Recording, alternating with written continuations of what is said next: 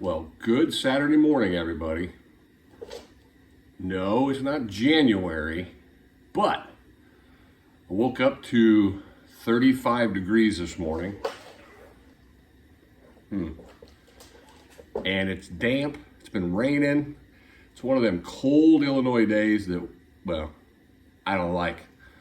But production can't stop. My son-in-law's 2016 Honda CRV, one of my son-in-law's cars, needs an oil change. And he works a lot of hours, and I decided it's, you can't just pick and choose. I want to do it on these 73-degree sunny days, but you can't. You got to do it when it needs done, and you got time, okay? Now, it's not that cold in here, and those of you in Michigan and Montana and, Minnesota, the really cold states, 35, it felt like it was about 20 when I came outside, but I kicked on my heater, which I'll show you here pretty quick. It's over 60 it's over 60 in the garage. It's nice, but we're going to get his oil changed today, and I want to show that. So stand by. So this is just to show you, I like 72 and sunny, and it's going to get hot in here in the garage, and I'll show you why here in a minute, but it's 60 degrees out.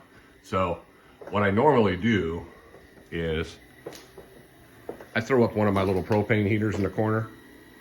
I did that, it's been maybe 5 minutes ago. It went from 50 to 60 in here. So I'm probably going to shut that off in the next 10, 15 minutes when it gets to be 75 and sunny in the garage. But anyway, let's get started. Let's pull the old oil cap off right here. And as always, I put it right here so it's never forgotten and you can't close the lid. Remember, did that with my daughter's car. Let's pop this up. Let the oil, so it'll have, we don't want any air pockets. We don't want any issues inside. All right. Stand by. Let's crawl down underneath. Okay, we're down underneath.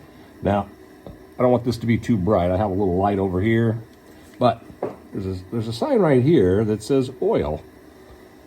So it points right to there on the bottom of the oil pan, okay?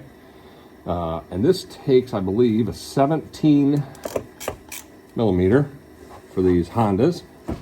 So we'll just follow that arrow back to the oil plug, because there's some other stuff back here you don't want to mess with. So break it loose. It shouldn't be very tight, because as a father-in-law, I did it last time. I knew that you don't have to crank on it, with all of your muscular weight. So now I will say I brought the car home last night, so the car's sitting in my garage and the oil is not hot. Okay. I was going to run it around this morning, but once I got up and it was wet outside and cold and damp and cruddy, I thought, well, I am not going to do that. Okay. So heating the garage up, you usually want warm oil. It would be nice to run it for 10 or 15 minutes. But since it's probably 65 degrees in our garage now, it's fairly warm, okay? It's nice to have warm oil, but this will drain, and we're not in a rush. Remember, this isn't the Speedy Lube, the Jiffy Lube, the Quickie Lube, the 12-second oil change place, okay? We want to make sure that all of the oil is out of the car, okay? So we're not in a rush. So right now it's about 8:47 a.m. So I'll get back with you here in a few minutes, and I'll show you what's next. Okay, we're back. So since I started draining the oil, it's been about 5 minutes. As you can see, maybe you can't. It's still pouring out. Again, because we took the oil filter cap and the place where you check your oil at the top, I open that up so we get some air in there. But the oil filter is in the front of these engines right up here, and they're at an angle, okay? So just put a filter wrench on it, nice and, well, where is it at? Let me get the right angle. I can, okay, why is that not working here? Well. Well. Let's see. Otherwise, if this don't come off. Nope. Wow. This is my filter wrench, which fits it. And I have no idea why it's being a little bit slippery this morning, because it's not on overly tight. I don't, as you guys know, I don't crank on the oil filters. So, stand by. Let's move to the big boys. Let me grab that wrench real quick.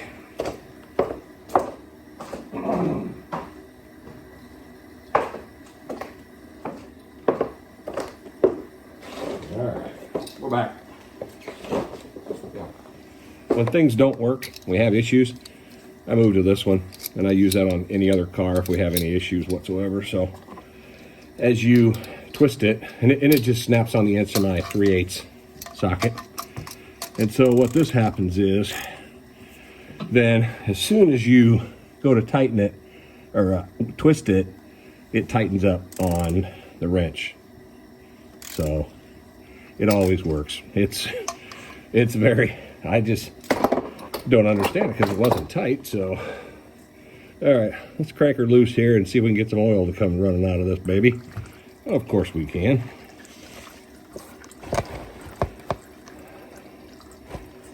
And there we go. We got the old air pocket opened up. Everything's draining nice and good there. Let's let that drain a little bit. And once it settles down, we'll completely get that filter out of there. So, and as usual, after 15 minutes, I'm starting to sweat. So I have to take off my stocking cap. I just didn't want you to see my goofy hair this morning too. So I'm gonna let this drain and we'll get back with you guys. Stand by. Okay, we're back. I've already shed one layer of clothing. About ready to turn off my propane heater, but I didn't want to turn her down too much here. Like I said, I like it warm in the garage. I just don't like to be cold. So it's actually been about 5 more minutes, and the reason it's taken me so long, each car, you know, that I do, they have different oil capacities. Now this takes 0W20, and I had to get into the manual because you know, I told you last time when I was doing a car, they got rid of the what's called the highly technical name or word capacities, which is what I always had as a kid. You could always find out what your oil capacity was. All the cars had them back in the 80s. That's what they all put. But no. So this one I had to go searching again. Now it takes 4.6 quarts with a filter change, which I don't know who doesn't do a filter change. That just seems kind of goofy to me. Make sure that the rubber gasket is still on this one. It is. You do not want them to stick up there and double tap it. So I'll wipe that down a little bit up there. I got a rag. My rag's oily anyway. It's not going to clear it, but so it takes 4.6. But was it in the oil section of the book? Nope. Was it in the? There is no such word as capacities anymore. And I'm going to put an oil ring on this filter. I don't know if you can see me or not, but I'm going to grab a little bit of this old oil, and I'm just going to go. That's going to make a really good seal. I've been told I don't have to do it, but I do it anyway. I've done it since I was a kid. All right, so put that up there. It goes at an angle, which I'm not sure why, but anyway. And I use basically I use Walmart filters. I try to change the oil every 6,000 miles, 5 or 6,000. Now my son-in-law this time went 7. So and to show you how I don't tighten that up, I got it hand tight, and that's good enough. But what I always do is, and this is that old foil, that filter wrench, I literally do this. This is, and you've seen me do it with my hand up tight, where I don't even put any torque on it. And basically, that's it. Once it was snug, that's all you need is maybe a half turn, okay? And I snugged it up with my, I didn't crank it down with my hand, I just got it snug. And it's still dripping pretty good in the back there. We're letting it drip. So the new filter's on. It cost me $2.85, I think, at Walmart today. Or I bought it last week. I bought it some time ago. So with that, stand by and I'll give you about 5 more minutes, and then that dripping ought to be done enough. I just want to make sure, you know, that it's nice and completely drained. All the air pockets are open. They were opened and it drained really good. So stand by. Okay, we're back. So let her drip a few more minutes. It's down to a pretty slow drip now. Every few seconds, which is, you know, now we got about 90% out of it. So put that back in there. Take this rag, and had one drip that dripped on my glove. Wipe it down.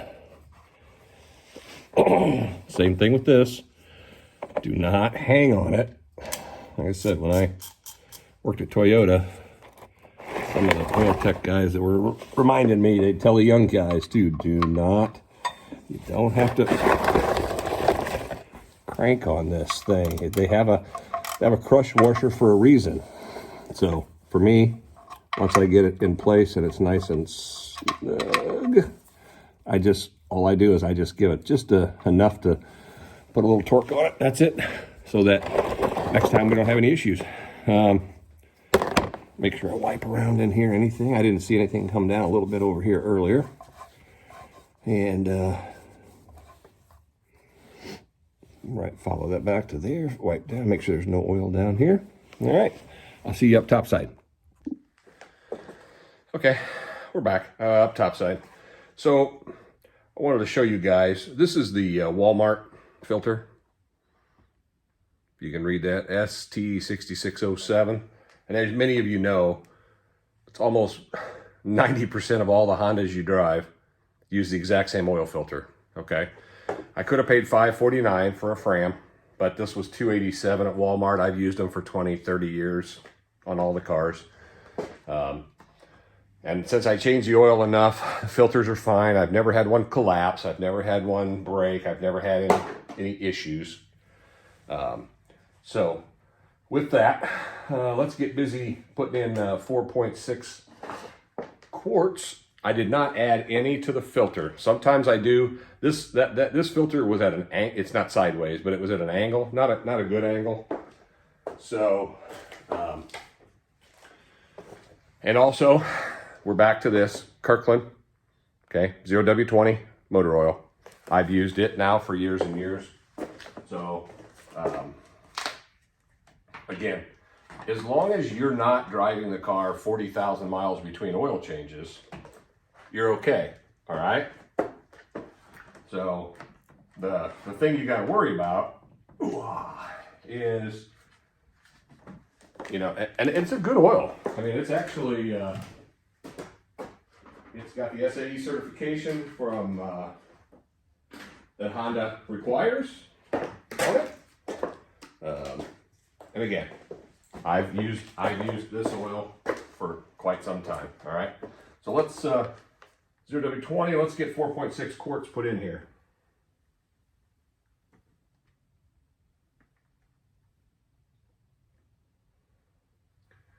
And sometimes you can find this on sale. They just had a big sale, probably a month ago. What I do is they put it in 2 quarts, 2 5-quart, or 2 5-quart cases. That's a good word. It comes in a box with 2 of these jugs. And it's $38.99 at Costco, which is 20 bucks, just under 20 bucks for 5 quarts. Okay. So sometimes they just had a sale where they had, I think it was $8 off. So you could have got it for 30 instead of 38, something like that. And it's easy to check. So here's the quarts on the back. It's got them listed. And I don't know how well you can see that. There they are. And so you can see when there's 1 quart left, 2 quarts, 3 quarts, 4 quarts, 5. It comes in, it's a 5-quart jug, okay? So we want to put 4.6 in. So we want to go to, and the quarts are on the right. Actually, I've only put in just about 4 quarts right now. So we just want to put over, and again, it's okay if we put 4.5 in, okay? This does not use any oil. Make sure we always keep an eye on it, okay? So let me double check this on level ground. Oh, we got about 4.3 quarts I've put in it, okay? So we're gonna put her right at about 4.5.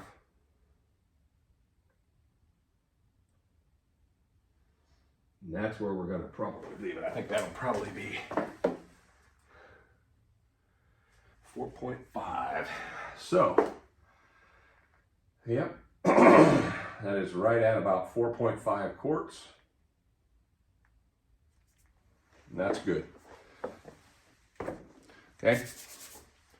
All right. We're going to close up shop up here in the top part and put this back in. And then, like I said, what I usually do is I run it for a few minutes, then let it settle, and then we check it to make sure, okay? But there was still a little bit of residue probably left in the oil. So I put 4.5 in it. It takes 4.6, but you don't want to overfill it. Do not want to overfill on an oil change, okay? So, but back to what I was saying earlier. If you get that for 20 bucks for 1 5-quart jug and a $2.85 filter, it's 23 bucks. You change the oil. The cheapest, I've seen some oil change places around. Some will do it for 40. Some will do it for 50. And again, I enjoy doing it. This winter, if I'm in Florida or not around, the kids always want to do their own stuff anyway. They're like, Dad, you don't have to do any of this. So I'm doing it by my own choice on all my kids and in-laws, son-in-laws' cars. So I enjoy doing this. I love working on cars. And since I have a Chevy Bolt that don't have any maintenance, I need cars. I need something to keep me busy as a retired person. So, okay, let's just button everything up in here, and I'll close up after that. Hold on. Okay, so I just wanted to show you this board. We are done with the oil change. Everything's topped off, and you always check the fluids. I'm going to replace the air filter and the cabin air filter today. They're both dirty. Check them, but check belts, checks all the fluids, antifreeze, brake fluid. Make sure it's safe for the road. But this is my computer tracking of all the vehicles, okay? So, as you can see up here, today we did my son-in-law's Honda CRV. I changed it August 6th, and it had 111,000 on it.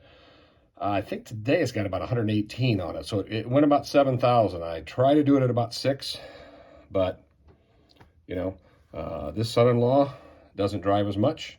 So it's been about 3 months. Today's October 27th, I think, or 28th. So his has been about 3 months. We're going to do a check on that. The same with everything else. We'll keep an eye on them, okay? And yep, right there on the top's my 2023 Chevy Bolt. I rotated the tires. That's all the maintenance we got. All right, thanks guys. If you like this, please like and subscribe. Appreciate it. And be safe out there.